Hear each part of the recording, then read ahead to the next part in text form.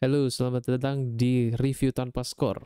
Mereview film dan series tanpa skor angka dan tanpa skor musik di backgroundnya. Hari ini kita akan mereview live adaptation Yu Yu Hakusho yang sudah tayang di Netflix per hari ini, tanggal 14 Desember 2023, yang berjumlah 5 episode saja ya.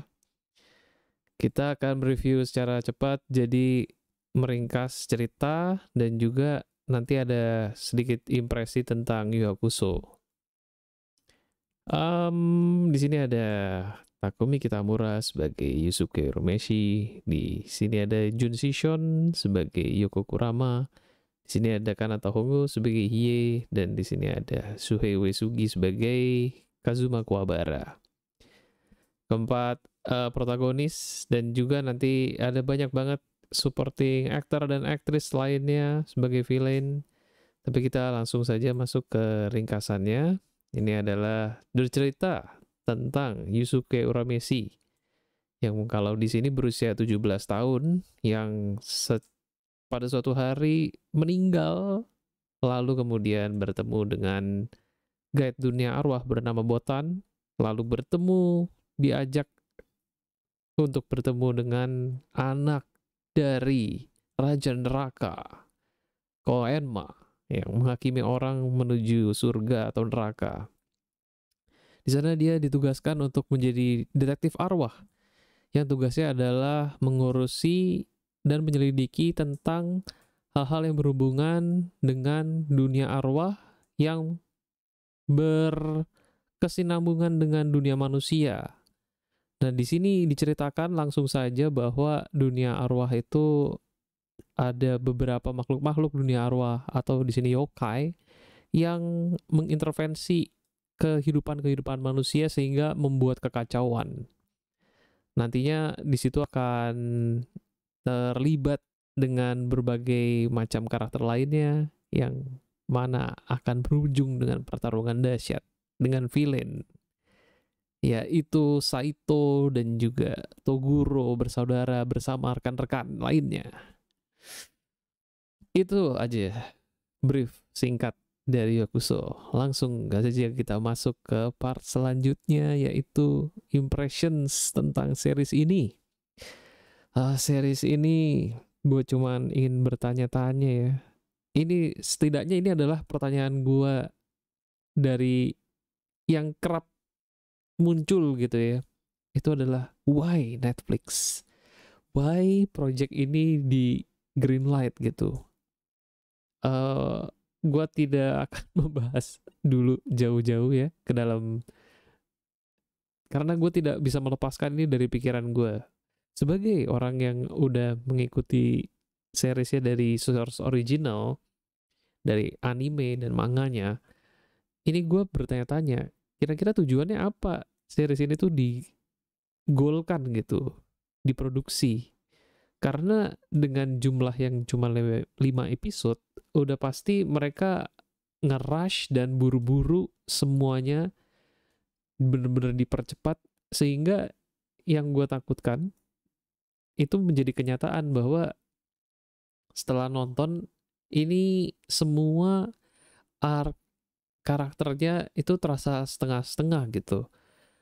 Kecuali mungkin ya Yusuke Urameshi ataupun Kurama, yang Kurama di sini bisa dapat satu episode sendiri untuk highlight karakternya gitu.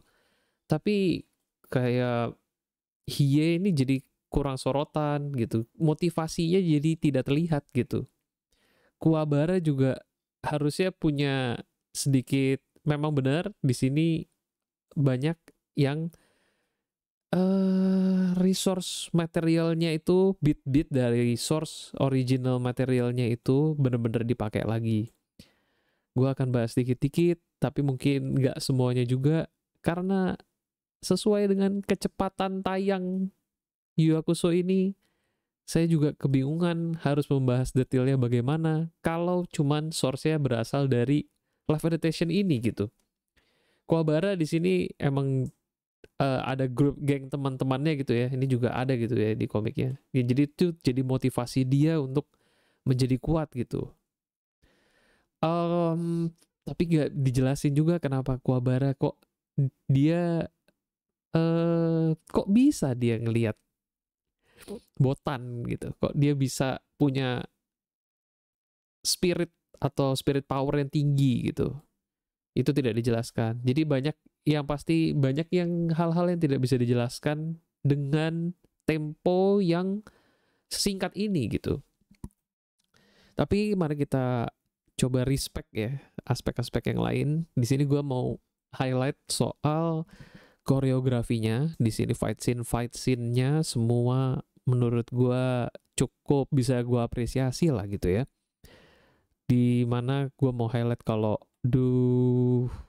di awal-awal orang Messi yang dia memang kan di settingnya itu adalah berandalan, tapi habis itu cukup kaget gitu ya menghadapi lawan yang kerasukan manusia, kerasukan yokai gitu. Jadi fightnya itu di awal koreografinya kayak fight ala kadar gitu, berantakan, amburadul, penuh kekagetan.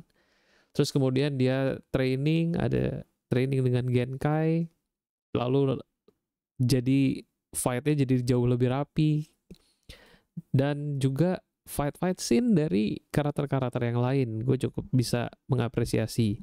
Semua signature move dari karakter-karakter yang ada itu keluar, walaupun semua banyak karakter yang dipangkas. Jadi di sini ada main villain-nya yaitu Karasu, Bui, Toguro Brother. Ya, cuman 4 ini aja yang sebenarnya main villain-nya. Yang mana kalau kita tahu source originalnya, kalau kita lihat ke sana, ya memang sangat banyak ya assemble cast-nya. Jadi mungkin perhitungannya memang nggak mungkin mengeluarkan karakter segitu banyak gitu ya di live adaptations. Jadi usahanya untuk merangkum yang kalau di source originalnya itu di manga ya, itu dari jilid 1 sampai sekitar jilid 10 itu adalah introduction plus arc Dark Tournament. Tapi ini dijadiin satu arc aja dan sepertinya cukup ya, tidak ada season-season berikutnya kalau melihat polanya begini sih. Dengan rangkuman seperti itu tuh kita jadi terbayang kalau ya ini adalah ya sampai sini aja gitu. Berikutnya aspek yang bisa gua apresiasi adalah dengan tempo yang segitu, source yang diambil itu jumlahnya cukup banyak. Jadi gua rasa memang benar seperti review ini ya, saya sangat respect sajalah dengan usaha-usahanya yang mengambil bit-bit, hampir semua bit-bit pentingnya itu ada gitu. Dan ya so far series ini cukup bisa dinikmati harusnya untuk orang yang first watchers ya. Jadi yang untuk baru pertama kali kenal Yu Yu Hakusho, saya justru juga penasaran gitu. Penasaran sekali komentarnya gimana untuk orang yang nggak tahu apa-apa tentang Yu Yu Hakusho dan baru pertama kali nonton via adaptasi ini. Kira-kira apa komentarnya gitu. Kalau ada yang baru tahu Yu Yu Hakusho, mungkin boleh komentar di bawah. Dan kalau misalkan ada yang udah tahu Yu Yu Hakusho dari lama seperti gua gitu, bisa juga tinggalkan komentar di bawah, tapi mungkin minus jangan terlalu salty juga ya, karena ini udah sedemikian rupa didesain. Ini review ini sebenarnya untuk jauh-jauh dari salty gitu, jangan terlalu ngasih garam dan unek-unek emosi berlebihan gitu ya. Ini juga sudah dikontrol bener gitu sebenarnya. Itu aja sih paling ya yang bisa gue bahas gitu di video kali ini. Tinggalkan komentar yang lain juga tentang review ini juga boleh, silahkan. Apa perasaannya setelah menonton? Kalau belum nonton silahkan coba dijajal. Ini adalah salah satu manga shonen yang cukup penting pada masanya di era 90-an, karena ini adalah era-era itu yang mungkin eranya deket sama, mungkin persaingannya cuman waktu itu bukan saingan sih. Maksudnya yang deket-deket situ mungkin Dragon Ball ya, era 90-an awal gitu. Ini adalah salah satu yang pada masanya animenya itu juga nyampe ke western gitu. Jadi ada dubbing Inggrisnya dan di situ Yusuke-nya namanya jadi Yujin. Why gitu. Itu aja ya review video kali ini. Thank you sudah menyimak. Sampai jumpa di video selanjutnya. Terima kasih.